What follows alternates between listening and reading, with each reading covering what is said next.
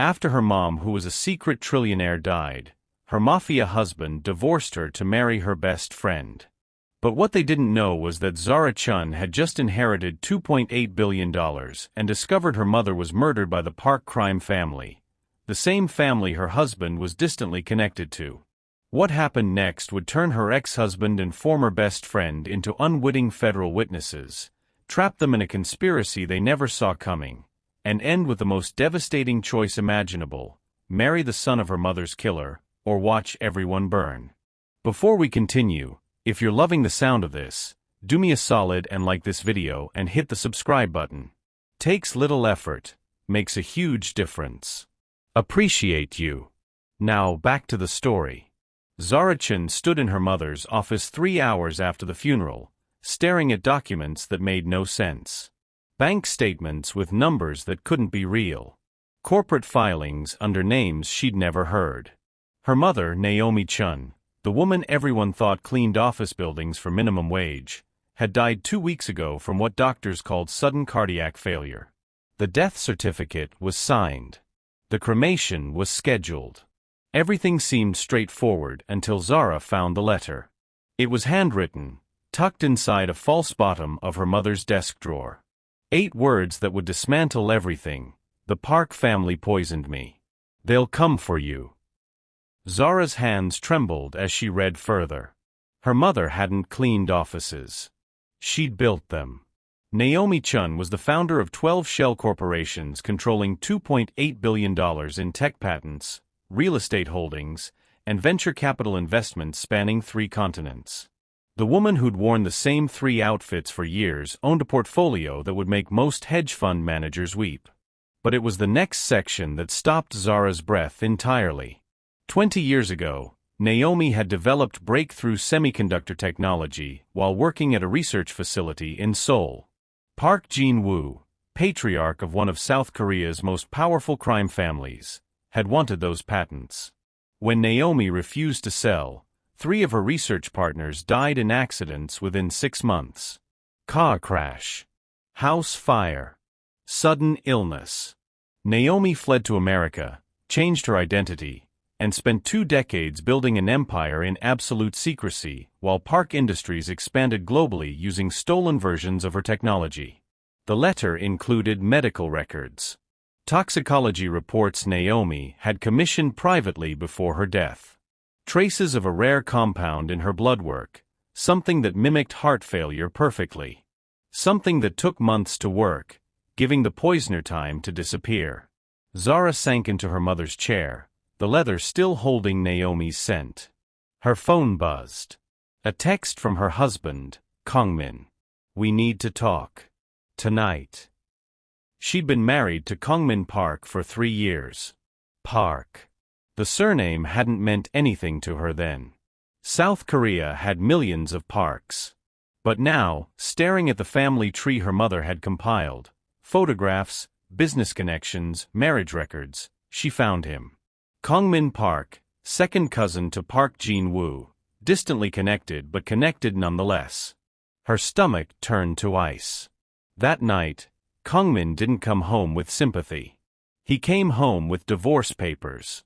"I'm sorry about your mother," he said, setting his briefcase on their kitchen counter. His tie was loosened, his expression carefully neutral. "But we both know this marriage hasn't worked for a while." Zara stared at him. They'd seemed fine 2 weeks ago. Happy, even. They'd been planning a trip to Vancouver. "There's someone else," Kongmin continued, and his eyes flickered toward the door. Maya walked in, Zara's best friend since college. Maya, who'd helped Zara pick out her wedding dress. Maya, who'd stayed at their apartment dozens of times. Maya, whose hand now slipped into Kongmin's. "I didn't want you to find out like this," Maya said, her voice soft with manufactured regret. "But Kongmin and we fell in love. These things happen." The room tilted. Zara gripped the counter to steady herself. "Your mother didn't leave you anything, did she?" Kongmin asked, his tone shifting to something almost businesslike. "I mean, I assumed there'd be some life insurance, maybe a small savings account, but..." "Nothing," Zara heard herself say. The word came out automatically, protective instinct overriding shock. She had nothing. Relief flickered across Kongmin's face. That makes this easier, actually. Clean break. No assets to divide. He slid the divorce papers across the counter. Sign these, and we can both move on. Maya squeezed his hand. We really do want this to be amicable, Zara. No hard feelings. Zara looked at them, these two people she'd trusted more than anyone except her mother. Kongmin's expensive watch caught the light. Maya's designer purse sat on the chair. They'd timed this perfectly. Waited until Naomi was dead and buried, until they thought Zara was completely alone and broke, before revealing their betrayal. She picked up a pen. Where do I sign? 3 weeks later, the divorce was final. Kongmin and Maya moved into a luxury apartment in Manhattan. They posted photos on social media, champagne glasses, sunset views, captions about new beginnings and finding real love. Friends took sides. Most chose Kongmin and Maya. After all, Zara was now the broke daughter of a dead cleaning woman, while Kongmin was a rising consultant at a prestigious firm. What none of them knew was that Zara had spent those 3 weeks meeting with her mother's lawyers. 17 of them, actually. Each one managing a different piece of Naomi's empire. Each one sworn to secrecy under NDAs that would bankrupt them if they spoke. The full picture of her inheritance took 6 days to compile. When the final asset list was complete, Zara sat in a conference room 40 floors above Manhattan and understood exactly what her mother had built. And exactly how she would use it. Park Jin-woo's American operations were extensive but vulnerable. His legitimate businesses, hotels, tech subsidiaries, real estate developments, provided cover for money laundering, tax evasion, and technology theft. The empire looked impenetrable from the outside. But Naomi's files revealed the cracks. The holding companies structured just wrong enough to exploit. The subsidiaries hemorrhaging money. The patents that could be challenged. The contracts that could be bought out. Naomi had spent 20 years mapping every weakness. She'd compiled evidence but never struck. The letter explained why. I was always alone. But you'll have resources I built for this exact purpose. Make them pay, Zara. Make them all pay. Zara opened her laptop and began making calls. The first acquisition happened so quietly that nobody noticed. Park Industries owned a struggling hotel chain in California called Pacific Crest Hospitality. 12 properties losing money for 3 consecutive years. The holding company that owned it was registered in Delaware, had 2 shareholders neither of whom attended board meetings, and was bleeding cash fast enough that Park Jin-woo's accountants had recommended selling. Zara bought it through a shell corporation called Artemis Holdings for $42 million, 30% below market value. The sellers were grateful someone took it off their hands. She didn't stop there. Over the next 4 months, Zara acquired 6 more Park subsidiaries. A logistics company in Texas. A tech firm in Seattle that had once tried to commercialize her mother's stolen patents. A real estate development group in Arizona. A manufacturing plant in Ohio. Each purchase was structured through different shell companies, different law firms, different banks. Each one appeared completely unconnected to the others. The pattern was invisible unless you knew what to look for. And Zara made absolutely certain nobody was looking. She operated from a rented office in Queens under the name Sarah Kim, wearing her mother's old clothes to meetings, speaking in the soft voice people expected from someone they could dismiss.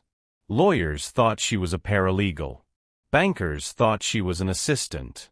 Sellers thought they were negotiating with corporations, never realizing the woman taking notes in the corner controlled everything. But acquiring the companies was only phase 1. Phase 2 required something more delicate.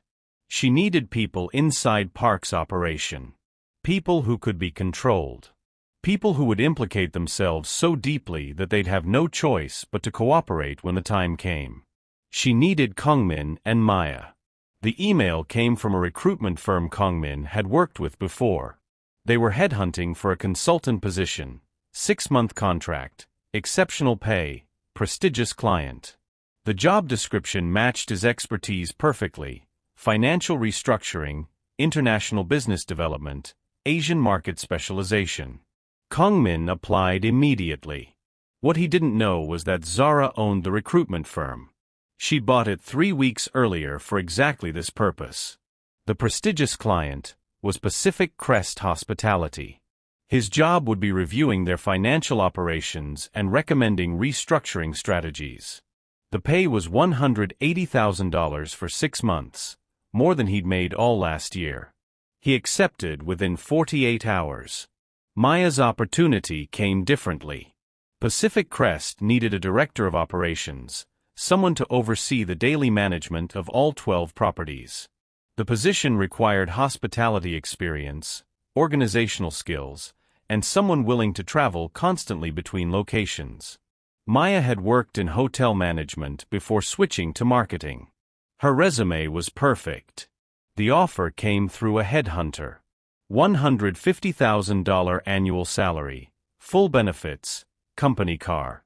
Maya celebrated with champagne, posting photos with captions about manifesting success and doors opening when you least expect them. Neither she nor Kongmin realized they were walking into a trap. Zara's plan was elegant in its simplicity. She would feed Kongmin doctored financial documents, statements that appeared legitimate on the surface but contained carefully embedded irregularities. Transactions that skirted money laundering laws. Transfers between accounts that created a paper trail of financial crimes. She'd have him sign off on reports, approve transactions, recommend strategies that were technically legal but would look devastating under federal scrutiny. He would become complicit without ever knowing it.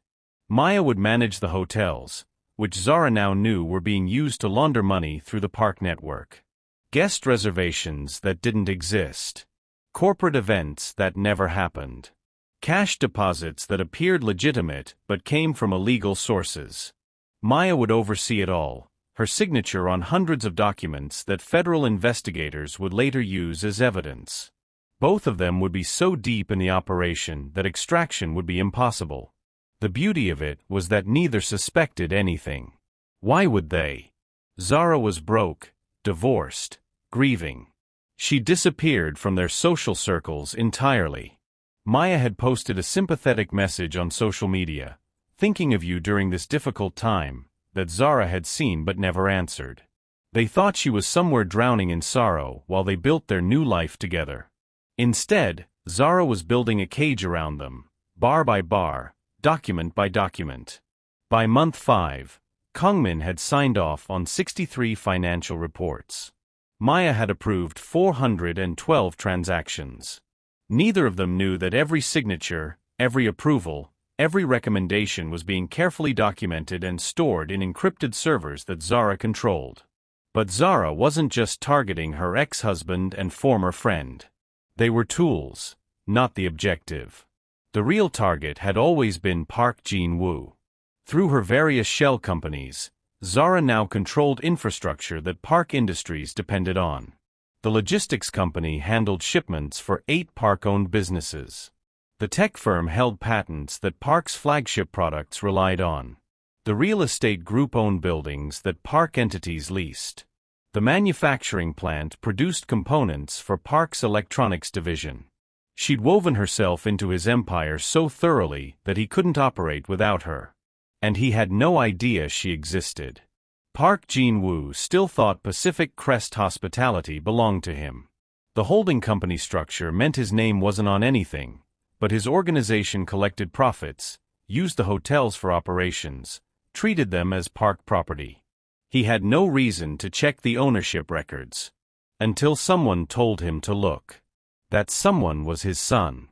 Ji-hoon Park appeared in Zara's life on a Tuesday afternoon in October. She was leaving her Queens office when a black car pulled up beside her. The back window rolled down, revealing a man in his early 30s, sharp suit, sharper eyes, a face she recognized from her mother's files. "Ms. Chun," he said. We need to talk about what you're doing to my father's business. Zara's hand moved toward her phone, but Ji-hoon raised his palm. I'm not here to threaten you. I'm here because we want the same thing. He opened the car door. Get in. Please. Zara didn't move. Every instinct screamed at her to run, but Ji-hoon's expression held something unexpected, not menace but urgency. Desperation, even. 5 minutes, he said. Just listen. If you want to leave after that, I'll have my driver take you anywhere you want to go. Against her better judgment, Zara slid into the car. The interior smelled like leather and expensive cologne. Ji-hoon didn't sit close. He stayed on the opposite side, giving her space. The driver pulled into traffic without being told where to go. How long have you known? Zara asked. About your acquisitions? 3 weeks. About who you really are? 4 days. Ji-hoon pulled out a tablet, swiping through documents. You've been careful. Exceptionally careful. But one of my father's accountants noticed Pacific Crest's ownership had changed. He brought it to my attention instead of my father's because... He paused. Because I pay him to bring me things my father doesn't see. Zara's mind raced. You're spying on your own father. I've been trying to destroy him for 6 years. Ji-hoon's voice was flat, emotionless. Park Jin-woo built his empire on murder, theft, and corruption. He's ruined hundreds of lives, including my mother's. She killed herself when I was 19 because she couldn't live with what he'd become. He turned the tablet toward Zara. The screen showed a photograph of a woman, elegant, sad-eyed, beautiful. Next to it was a suicide note, handwritten in Korean. My mother knew about his crimes. She tried to leave him, tried to take me with her. He threatened to kill everyone she loved if she did. So she found another way out. Ji-hoon's jaw tightened. I've spent every day since then working inside his organization, documenting everything, building cases, trying to find leverage to bring him down without getting killed myself. Zara studied him. Why tell me this? Because you're doing in 6 months what I failed to do in 6 years. Ji-hoon pulled up another file, a complete breakdown of Zara's corporate acquisitions, organized by date, showing exactly how much of Park's American infrastructure she now controlled. You own 40% of his U.S. operations. You've embedded yourself so deep that he can't function without you. And you've done it invisibly. The number hit Zara like cold water. 40%. She'd known she was making progress, but seeing it quantified made it real. There's more, Ji-hoon continued. The consultant you hired? Kongmin Park. He's my third cousin, and he's an idiot. My father placed him in various operations over the years, but Kongmin's too incompetent to be useful and too connected to fire. Whatever you're doing with him, my father won't protect him when things collapse. And Maya Song? Zara asked. Nobody.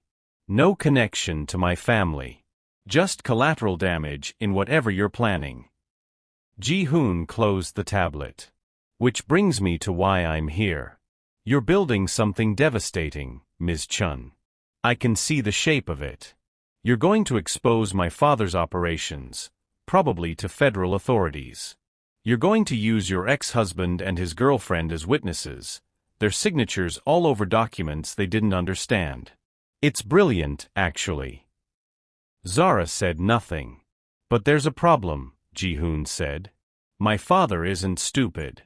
He survived 40 years in organized crime because he's ruthless and thorough. When he discovers what you've done, and he will discover it probably soon, he won't go down quietly. He'll burn everything. Kill everyone connected. That includes you, your ex-husband, Maya Song-mi, and about 24 other people who know too much. The car turned down a side street, moving through Queens toward somewhere Zara didn't recognize. So what are you proposing? She asked. Partnership. You have the infrastructure and the trap. I have insider knowledge and connections to federal investigators who've been trying to build a case against my father for years. Ji-hoon leaned forward slightly. Together, we can do this properly. We can make sure people survive, evidence gets protected, and my father actually faces justice instead of just disappearing to South Korea. Zara's mother's letter flashed through her mind. The Parks will come for you like they came for me. Could she trust Park Jin-woo's own son? Or was this another trap, just more sophisticated than the last? I need proof, Zara said. Proof that you're really working against him. Ji-hoon reached into his jacket. Zara tensed, but he pulled out a USB drive, not a weapon. Everything I've collected over 6 years. Bank records, recorded conversations, transaction logs, names of people he's killed or ordered killed. Your mother's name is in there too. I found evidence of the poisoning 2 years ago but couldn't prove it or act on it without exposing myself. His voice cracked slightly. I'm sorry I couldn't stop it. I'm sorry I couldn't save her. Zara took the drive, her fingers closing around it. There's something else you need to know, Ji-hoon said. My father's already suspicious. Not of you specifically, but something's made him paranoid. He's been consolidating operations, pulling back from some American ventures, tightening security. I think someone tipped him off about federal interest. How much time do we have? Weeks. Maybe a month before he figures out what you've done. Ji-hoon met her eyes. And when he does, he's going to make you an offer you can't refuse. That's how he operates. He doesn't just destroy enemies, he absorbs them, compromises them, turns them into accomplices. The car stopped. They were back where they'd started, outside Zara's office.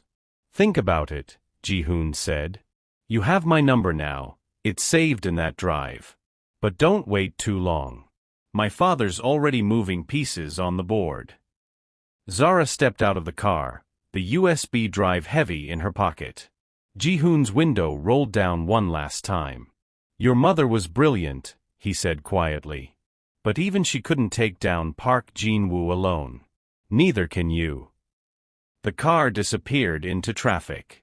Zara spent that night going through Ji-hoon's files. Every document was meticulously organized. Dates, times, witnesses, financial records. Audio recordings of Park Jin-woo ordering hits. Video footage of cash transfers. Emails discussing technology theft, bribery, blackmail. And buried in a folder labeled Historical Cases was her mother's file. Naomi Chen's poisoning was documented with clinical precision. The compound used, a custom-synthesized cardiac toxin developed in a private lab park owned in Busan. The timeline of administration, small doses over 8 months, delivered through a contaminated bottle of supplements Naomi ordered regularly from a Korean import shop. The operative who'd handled it, a woman named Sun-hee who died in a car accident 3 weeks after Naomi's funeral. Ji-hoon had even found the purchase order. Park Jin-woo's signature was right there, authorizing payment to the chemist. Zara's hands shook as she read. Her mother had been murdered slowly, painfully, while Zara sat across from her at dinner talking about work and weather and nothing important.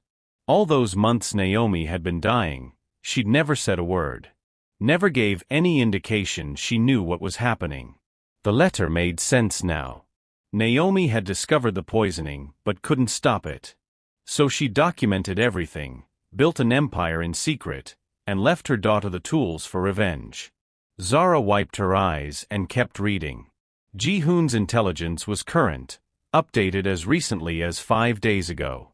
Park Jin-woo was indeed consolidating.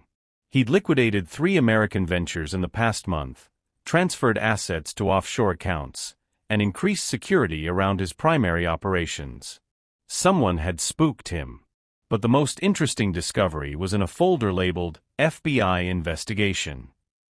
Federal agents had been building a case against Park Industries for 2 years. They had evidence of money laundering, racketeering, and fraud. What they didn't have was proof connecting Park Jin-woo directly to the crimes. His organization was structured specifically to insulate him from prosecution. Everyone below him could be arrested, but he'd remain untouched. Unless someone could prove he controlled everything. Unless someone could show the infrastructure was his, the decisions were his, the profits flowed to him. Unless someone owned 40% of that infrastructure and could testify about how it really operated. Zara's phone buzzed. A text from an unknown number. Did you look at the files? JH. She typed back, yes. We need to meet. Tomorrow. The response came immediately, Café Mori. 2 p.m. Come alone. The next afternoon, Zara found Ji-hoon in the back corner of a small Korean cafe in Flushing. He was drinking tea, looking every bit like a businessman on a break rather than a mob heir-plotting patricide. You believe me now? He asked as she sat down. I believe you want him destroyed. That doesn't mean I trust you. Zara kept her voice low. How do I know this isn't an elaborate setup? You gain my confidence, learn my plans, then report everything back to your father. You don't know. You have to make a choice based on incomplete information, which is exactly the situation I'm in with you. Ji-hoon poured her tea from his pot. But here's what I can tell you. My father is going to discover your acquisitions within 2 weeks. I've delayed the inevitable by redirecting his attention, but he has auditors reviewing everything now. When he finds out, he won't come at you with violence. Not immediately. He'll come with a deal. What kind of deal? Marriage, Ji-hoon said simply. Zara nearly choked on her tea. Excuse me. It's his favorite tactic for absorbing threats. Someone controls something he wants. He marries them into the family or arranges a marriage for a family member. Legitimate empire building through strategic alliance. Ji-hoon's expression was grim. He'll offer you a choice. Marry someone he controls, merge your holdings into the Park Empire, and live very comfortably as part of the organization. Or refuse and watch everything you've built get dismantled while you face legal destruction. And if I refuse both? Then you disappear. Like your mother. Like everyone else who stood in his way. Ji-hoon leaned forward. But there's a third option. You work with me. We coordinate with the FBI. We build an airtight case using your infrastructure and my evidence. We make sure that when my father falls, he actually stays down. Zara studied him across the table. And who would I be marrying in this scenario? You. Probably. I'm the logical choice, his son, someone positioned to inherit, someone who could legitimately merge our operations. Ji-hoon's voice was carefully neutral. He'd see it as bringing you under control while expanding the empire. He wouldn't know I've been working against him for years. A marriage to destroy your father from the inside. More like a legal partnership that happens to include marriage paperwork. Spousal privilege means we can't be forced to testify against each other. It protects us both once things get bloody. Ji-hoon pulled out another document. I've already been in contact with federal investigators. They're interested in what you've built. Very interested. But they need cooperation, not a rogue operation that falls apart. Zara took the document. It was a preliminary agreement outlining cooperation with the FBI's Organized Crime Division. Her name wasn't on it yet, but there was a signature line waiting. What about Kongmin and Maya? She asked. Their leverage. The FBI would offer them immunity in exchange for testimony. Your ex-husband has signed off on enough questionable transactions that he's terrified of federal scrutiny. He'll cooperate to save himself. Maya's deeper in the money laundering than she realizes. She'll cooperate too. They betrayed me when they thought I was weak. Now I'm supposed to save them. No. You're supposed to use them. Ji-hoon's eyes were cold. They made their choices. Now they live with the consequences. But those consequences can serve our purpose. Zara looked at the agreement, then at Ji-hoon. 2 weeks until Park Jin-woo discovered everything. 2 weeks to decide whether to trust the son of her mother's killer. "I need time to think," she said. "You have 48 hours. After that, I have to assume you're not interested, and I'll proceed with my own plans." Ji-hoon stood. "Your mother spent 20 years preparing for this moment, Zara. Don't waste what she built." Zara didn't sleep that night. She sat in her mother's office, now her office, surrounded by files and financial statements and photographs of a woman who'd lived 2 decades in hiding. The letter was on the desk in front of her, Naomi's handwriting slightly shaky toward the end as the poison worked through her system. "Make them pay, Zara. Make them all pay." But what did that mean, exactly? Zara had imagined destruction. Federal agents storming Park properties. Kong-min and Maya arrested, humiliated, destroyed the way they'd tried to destroy her. Park Jin-woo behind bars or dead. Clean, simple vengeance. Ji-hoon was offering something more complicated. Something that required her to become part of the system she wanted to dismantle. Marriage to a Park. Legal entanglement with the family that murdered her mother. Years of playing a role, pretending, living inside enemy territory. Could she do that? Could she look Park Jin-woo in the eye and call him family while building the case that would destroy him? Her phone buzzed at 3 a.m. A news alert: federal investigation into international money laundering ring expands. Sources say major arrests imminent. Zara's blood went cold. She opened the article. It was vague on specifics, but one line stood out. Investigators are focusing on hotel chains and logistics companies in California and Texas with suspected ties to Asian organized crime. Pacific Crest Hospitality. The logistics company she'd acquired. Both were mentioned by implication, if not by name. The FBI was closing in faster than Ji-hoon had predicted. Or maybe he'd been feeding them information, accelerating the timeline. Either way, the window was collapsing. Another text came through, this time from Ji-hoon. Saw the news. "We're out of time. My father's lawyers are already calling. He knows something's wrong. Meet me tomorrow 9 a.m., same place. Final offer." Zara looked at her mother's photograph on the desk. Naomi at 30, before the poisoning, before the hiding, when she'd been a researcher who believed her work would change the world. She looked happy. Hopeful. "What would you do?" Zara whispered to the photograph. But she knew the answer. Naomi had chosen survival over revenge for 20 years. She'd built patiently, quietly, waiting for the moment when victory was possible.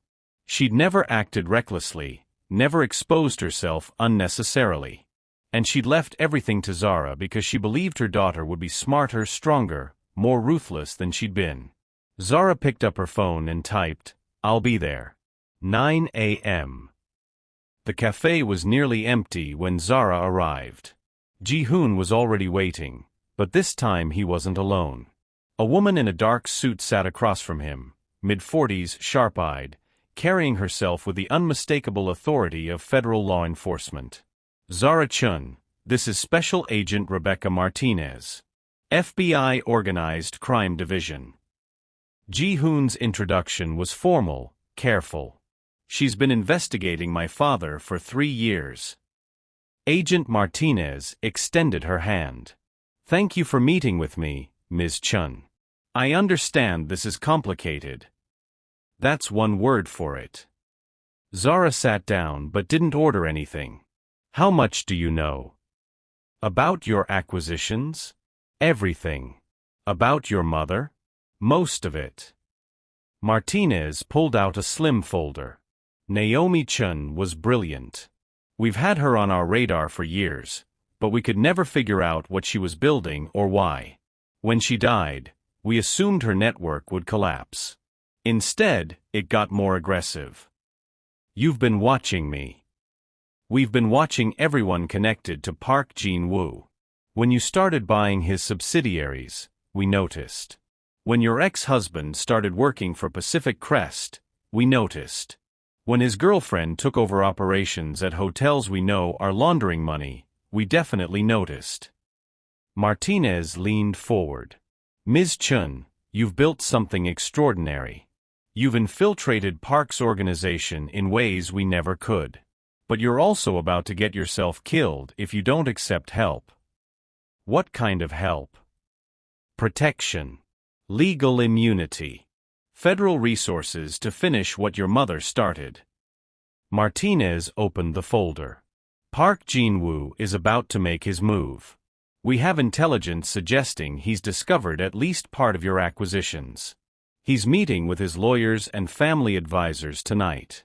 Tomorrow, he'll approach you with an offer. Marriage to his son. Ji-hoon told me. Did he tell you what happens if you refuse? Martinez pulled out photographs. Crime scene photos. Bodies. These are 8 people who rejected Park's offers over the past 15 years. They all died within 6 months. Car accidents. House fires. Apparent suicides. We can't prove Park ordered the hits, but the pattern is clear. Zara's stomach turned, but she forced herself to look at each photograph. These people had been brave. They'd said no. And they'd paid with their lives. So my choices are marry into a crime family or die. Your choices are cooperate with us or face Park Jin-woo alone. Martinez's voice softened slightly. I know what I'm asking. Accepting his proposal means living a lie for potentially years. Wearing a wire, gathering evidence, testifying eventually. It means being married to Ji-hoon, legally, publicly, convincingly enough that Park believes it. I've already agreed to cooperate, Ji-hoon said quietly. I'll testify against my father when the time comes. I'll wear the wire, gather the evidence, do whatever it takes. But I can't access the infrastructure you control. Only you can do that. Zara looked between them. And Kongmin? Maya? They'll be arrested when we move on Park, Martinez said. But we'll offer immunity in exchange for testimony. They'll cooperate. People always do when facing 20 years in federal prison. They betrayed me. They abandoned me when they thought I had nothing. Zara's voice was cold. Now they'll watch me marry into wealth and power while they beg for mercy. Justice doesn't always look like revenge, Martinez said. But sometimes revenge is a component of justice. Zara thought about her mother. About 20 years of hiding. About poison delivered over months while Naomi smiled and pretended everything was fine. When does Park make his offer? Tomorrow afternoon. He's requested a meeting at his Manhattan office. 3 p.m. Ji-hoon slid a paper across the table. This is the address. He'll make the proposal personally. It'll be him, his lawyers, and me. And if I say yes? Then we start building the case that destroys him. Park Jin-woo's Manhattan office occupied the entire 47th floor of a glass tower in Midtown. Zara stepped out of the elevator into a reception area that screamed old money. Dark wood paneling, Korean art worth more than most people's houses, silence so complete it felt manufactured. A receptionist led her down a hallway to double doors that opened into a corner office overlooking Central Park. Park Jin-woo stood by the windows, his back to her.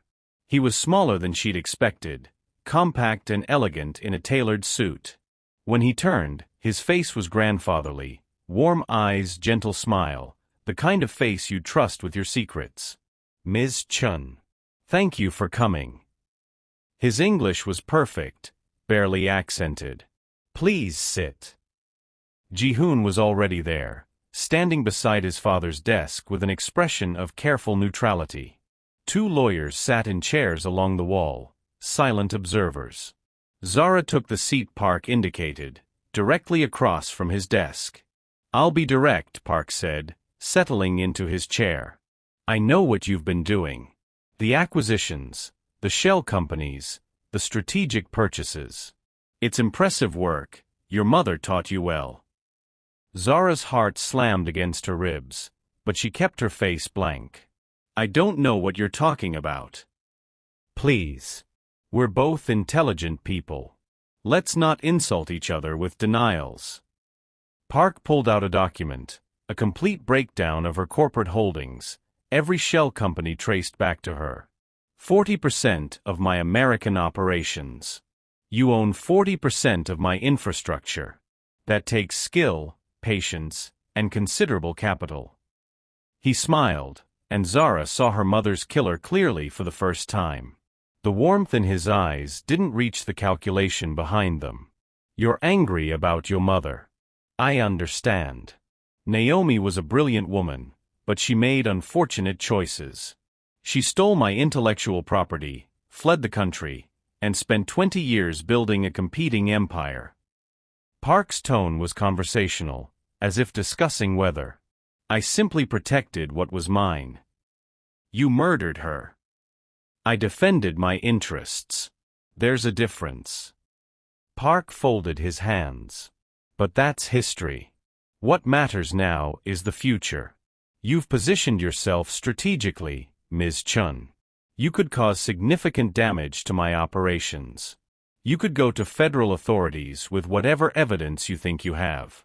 You could try to destroy everything I've built. He paused, letting the threat hang in the air. Or, Park continued, you could be smart. You could recognize that we're better as allies than enemies. You could accept that your mother's war is over, and the next generation doesn't need to continue it. What are you proposing? Marriage. You and my son. Park gestured to Ji-hoon. A merger of our interests.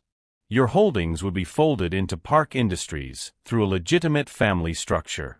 You'd have a position in the organization, wealth, security. Everything your mother wanted for you, without the hiding and paranoia that consumed her life. Zara looked at Ji-hoon. His expression gave nothing away. And if I refuse? Then I dismantle your acquisitions piece by piece. My lawyers are already preparing lawsuits that will tie you up in court for decades. Federal investigators will discover irregularities in your corporate structures, irregularities I'll ensure exist. Your ex-husband and his girlfriend will be implicated in crimes they didn't know they were committing, and they'll testify that you orchestrated everything. Park's smile never wavered. You'll spend your fortune on legal defense and lose anyway. Or you'll die. Tragically, suddenly, like so many others who stood in my way. The office was silent except for the faint hum of climate control. I need time to think, Zara said. You have 72 hours. After that, I'll assume you've chosen opposition, and I'll act accordingly. Park stood, indicating the meeting was over. Ji-hoon will provide you with a preliminary marriage agreement. Read it carefully. It's quite generous. Zara stood, her legs steady despite everything. One question. Why marriage? Why not just kill me and take the companies? Because you're Naomi Chen's daughter. You have her intelligence, her patience, her gift for strategy. Those qualities are valuable. Park walked around his desk, stopping uncomfortably close. I'd rather have you working for me than buried in the ground. Dead enemies stay dead, but living allies can be useful repeatedly. His hand touched her shoulder, gentle and paternal. Zara forced herself not to flinch. Your mother and I were never enemies, you know. We were competitors. She simply refused to recognize that competition with me only ends one way. Park's voice dropped lower. Don't make her mistake, Zara. Be smarter than she was. Zara left the office with Ji-hoon, neither of them speaking until they were in the elevator. The moment the doors closed, Ji-hoon pulled out his phone and held it up. A recording app was running. It had captured everything. He admitted it, Ji-hoon whispered. Protected his interests. The threat. All of it. That's not enough to convict him. No. But it's a start. Ji-hoon pocketed the phone. Agent Martinez is waiting 2 blocks away. She needs your answer. They found Martinez in an unmarked car parked near Bryant Park. She took one look at Zara's face and nodded. He made the offer. 72 hours to decide. Zara slid into the back seat. He threatened to kill me if I refuse. Threatened to destroy Kongmin and Maya. Said he'd dismantle everything I've built. We recorded it. Ji-hoon handed Martinez his phone. She listened to the recording, her expression darkening. This is good. It's not enough for murder charges, but it establishes threat and coercion. When you accept his proposal, everything you do after that is under duress. It protects you legally. When I accept. Zara's voice was sharp. Not if. If you refuse, you're dead within a month. We can't protect you from Park Jin-woo's reach, not without evidence strong enough to arrest him immediately, and we don't have that yet. Martinez turned in her seat. But if you accept, if you marry Ji-hoon and become part of the organization, you'll have access to everything. Financial records, communications, operational details. You'll be family. Park will trust you eventually. How long? 6 months minimum. Maybe a year. We need comprehensive evidence, multiple witnesses, airtight documentation. Martinez's voice was steady. I won't lie to you, Ms. Chun. This is dangerous. People have died doing less than what I'm asking you to do. Zara looked out the window at Manhattan's crowds, thousands of people living normal lives, unaware of the decision being made in this car. 72 hours, she said finally. I'll give you my answer in 72 hours. Zara spent the first 24 hours alone in her apartment, staring at her mother's letter until the words blurred. The second day, she drove to the cemetery where Naomi's ashes were buried. The headstone was simple: Naomi Chun, 1965 to 2024, beloved mother. Nothing about the empire she'd built. Nothing about the war she'd fought. I don't know if I can do this, Zara whispered to the grave. Marry his son. Live in his world. Pretend to be family with your killer. The wind moved through the trees, offering no answers. On the third day, 70 hours into her deadline, Zara received a text from Kongmin. The first message he'd sent since the divorce. Zara, I need to talk to you. It's urgent. Please. She stared at the message for a long moment, then typed back, why? The response came immediately: something's wrong with the consulting job.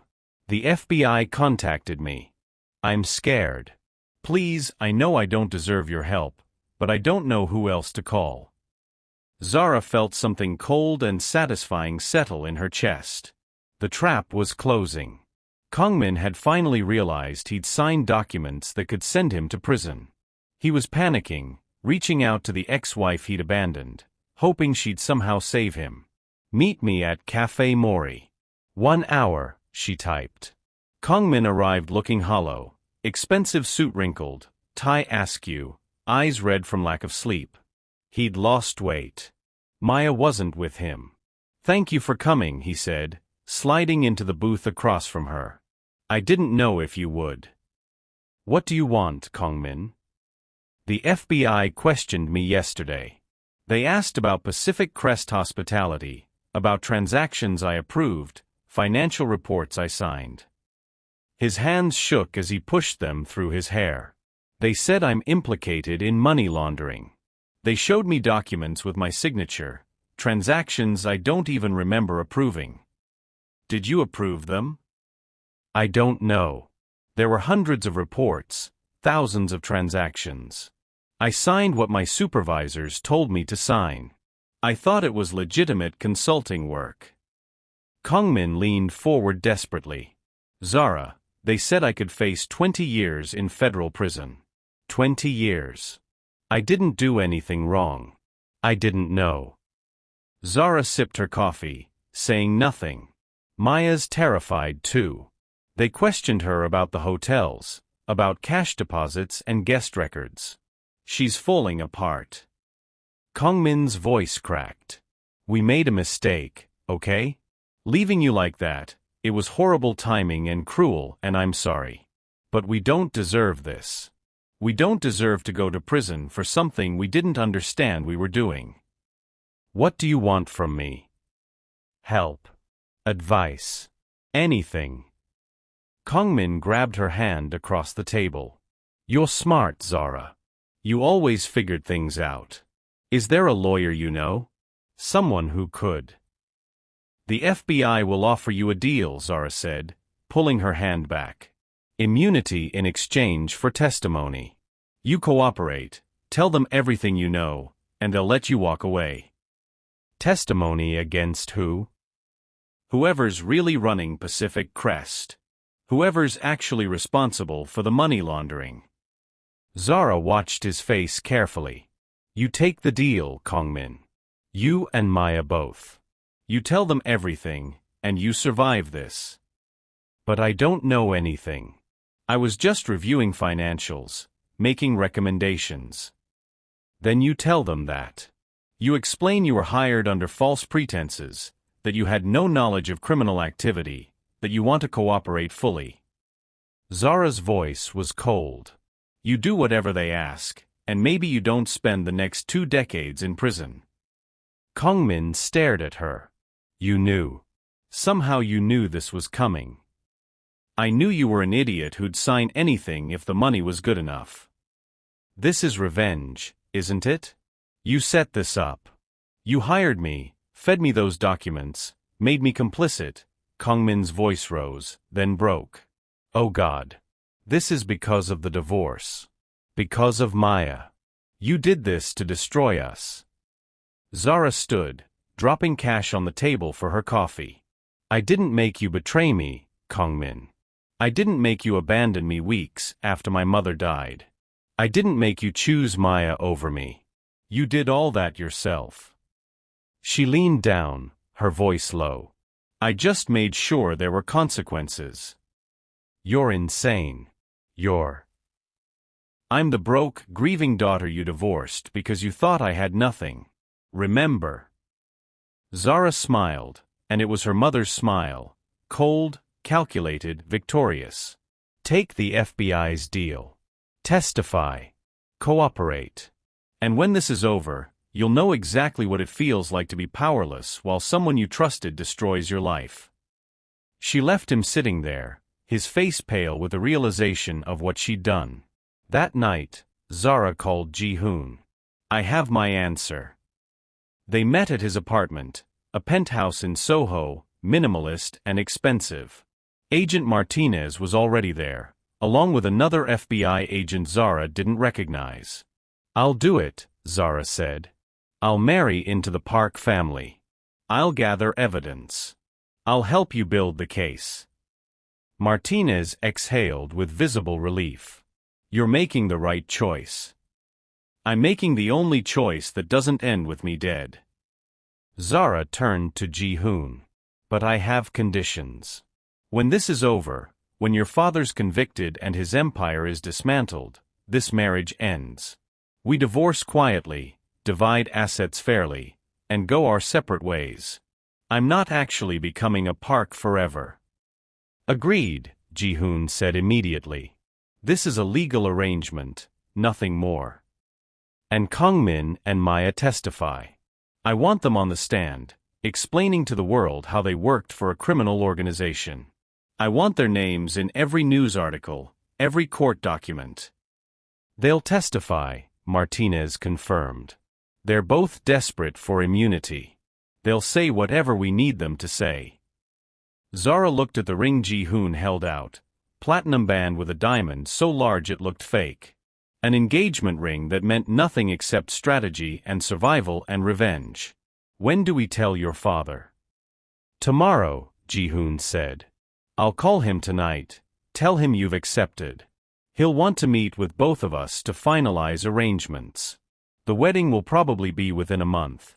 He'll want to secure this quickly. Zara took the ring and slipped it on her finger.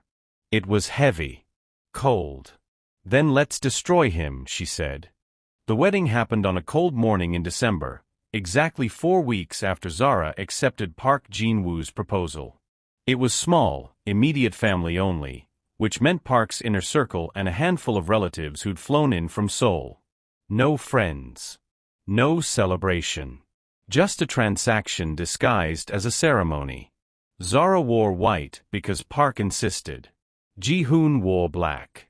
They exchanged vows in Korean and English, words that meant nothing except legal protection and strategic positioning. When Ji-hoon kissed her, it was brief and performative. Park Jin-woo watched from the front row, smiling like he'd won. Maybe he thought he had. The reception lasted 3 hours. Zara smiled, accepted congratulations, and called Park Jin-woo father for the first time. The word tasted like poison, but she swallowed it down. Across the room, Park's lawyers discussed business. His accountants talked about quarterly projections. His enforcers, because that's what they were, regardless of their business cards, stood near the exits, watching everything. Zara memorized every face, every name, every relationship. This was her new family, and she would be the one to bury them. That night, alone in the penthouse she now shared with Ji-hoon, Zara stood by the window overlooking Manhattan. The city glittered below, millions of lights, millions of lives, all of them unaware that she'd just married into one of the most dangerous crime families on the East Coast. "Are you okay?" Ji-hoon asked from the doorway. He'd changed into comfortable clothes, his suit abandoned in the bedroom. "No. But I will be." Zara turned to face him. "Your father trusts you." "Completely. He thinks I'm his perfect heir, ruthless when needed, diplomatic when useful, loyal above all else." Ji-hoon's smile was bitter. "He has no idea I've been documenting his crimes for 6 years. No idea that every conversation we have is recorded, every document he shows me is copied, every meeting I attend is reported to federal investigators. And now he'll trust me too. Because I'm your wife. Because I chose family over revenge." "Exactly." Ji-hoon pulled out his phone, showing her a message from Agent Martinez. "Congratulations on the wedding. Preliminary surveillance equipment has been installed in agreed-upon locations. Daily check-ins begin tomorrow at 0900. Stay safe." Zara read it twice, then watched as Ji-hoon deleted it. How long before he realizes what we're doing? 6 months, maybe 8. Long enough to gather everything Martinez needs. By the time he figures it out, the FBI will have enough evidence to arrest everyone. Him, his lawyers, his enforcers, his entire operation. And Kongmin? Maya? Already cooperating. Martinez met with them yesterday. They signed immunity agreements in exchange for full testimony. Ji-hoon's expression was carefully neutral. "Your ex-husband is apparently quite eager to explain how he was deceived and manipulated. He'll make an excellent witness." Zara felt that cold satisfaction again, the same feeling she'd had watching Kongmin realize what she'd done. Good. 3 months passed. Zara attended Park family dinners, smiled at business meetings, and learned the infrastructure of an empire built on blood and corruption. She met with accountants who laundered money through hotel chains. She sat in rooms where enforcers discussed problem resolution, their euphemism for murder. She watched Park Jin-woo conduct business with the casual efficiency of someone who'd never faced consequences for anything. And every night, she reported everything to Agent Martinez. The recordings accumulated. The evidence grew. The case against Park Jin-woo became stronger with each passing week. But Zara also began to understand something she hadn't expected. The empire could be transformed. Park Industries had legitimate businesses buried beneath the criminal operations. Technology companies with genuine innovations. Real estate developments that provided housing. Manufacturing plants that employed thousands of people. "Your father built this on theft and murder," Zara said to Ji-hoon one night. "But not everything he created is rotten. Some of it could survive. Could be restructured into something legitimate." You're thinking like my mother did, Ji-hoon said quietly. She tried to convince him to go legitimate, to use his wealth and connections for something other than crime. He laughed at her. Said legitimacy was for people too weak to take what they wanted. What if we could do both? Destroy him but save the parts worth saving. Ji-hoon studied her carefully. You're talking about taking over. Keeping the empire but cutting out the cancer. I'm talking about not letting thousands of legitimate employees lose their jobs because your father's a criminal. I'm talking about using the resources my mother built and your father stole to actually accomplish something. Zara pulled up financial documents on her laptop. Look at this. Pacific Crest could be restructured as a legitimate hospitality company. The tech subsidiaries have patents worth billions if properly developed. Even the logistics operations could function legally. Martinez won't like it. The FBI usually dismantles everything in RICO cases. Then we negotiate. We offer to restructure, to cooperate with federal oversight, to turn the empire legitimate in exchange for preserving the jobs and legitimate assets. Zara's eyes met Ji-hoon's. Your mother wanted your father to change. He refused. But we could finish what she started. That's not revenge. That's redemption. Maybe they're not as different as we think. Zara closed her laptop. My mother spent 20 years hiding. Your mother spent her life trying to change a man who couldn't be changed. Both of them died because of Park Jin-woo. But both of them also believed in something better. Ji-hoon was quiet for a long moment. Martinez briefs us tomorrow at 0900. We could propose it then. And your father? Moves to seize additional assets next week. He's planning to acquire a pharmaceutical company, legitimate business on the surface, but he'll use it for drug distribution within 6 months. Ji-hoon's voice hardened. We stop him before that happens. We've gathered enough evidence. It's time. Zara looked at her wedding ring, the symbol of a strategic marriage that had become something more complicated. Not love, but partnership, alliance. A shared mission to destroy the man who'd killed both their mothers, while building something better from the ruins. Then let's finish this, she said. The next morning, federal agents moved simultaneously on 12 Park Industries locations. Park Jin-woo was arrested in his office, his lawyers beside him, his empire collapsing in real time as evidence poured out from sources he'd never suspected. His son. His new daughter-in-law. The ex-husband and girlfriend they'd used as unwitting witnesses. Everyone he'd thought he controlled. Zara watched the arrest on television, Ji-hoon beside her, Agent Martinez on speakerphone confirming that charges were filed and bail was denied. It's over, Martinez said. We got him. But Zara knew it wasn't over. It was just beginning. The real work, transforming an empire, restructuring a system, building something her mother would be proud of, that would take years. She looked at Ji-hoon. Ready? He nodded. Ready. Outside, Manhattan continued its endless rhythm, unaware that the Park crime family had just fallen and something new was rising from the ashes.